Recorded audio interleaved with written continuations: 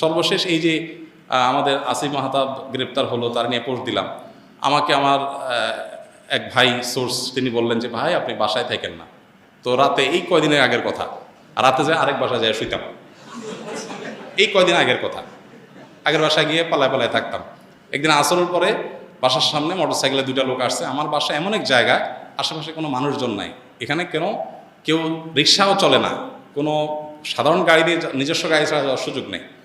এরকম একটা জায়গায় থাকি আমি, সব মরুভূমি, আশেপাশে ঘাস, মানুষজন নাই।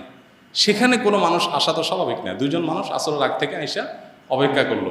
তারা মনে করেন এত লম্বা সময় আসে, নিশ্চয়ই ওয়াশরুমে গেছে টেছে, লম্বা সময় ধরে। মাগরিবের নামাজ পড়লাম, অজু ছাড়াই নামাজ পড়লো আমাদের সাথে। ওখানে যে জামাত হয় এটা জানার কথা না, আমার বাসার নিচে গ্যারেজে ছোট্ট করে একটা রুমে আমরা জামাতে নামাজ পড়ি। যাই হোক, এরপরে যাওয়ার সময় আমাদের একজনকে জিজ্ঞেস করলো অমুককে তমুককে, নাম জিজ্ঞেস করলো, তখন আমরা বুঝলাম যে এটা সংস্থার লোক। তো এইভাবে দৌড়ের উপরে এদেশের সবাই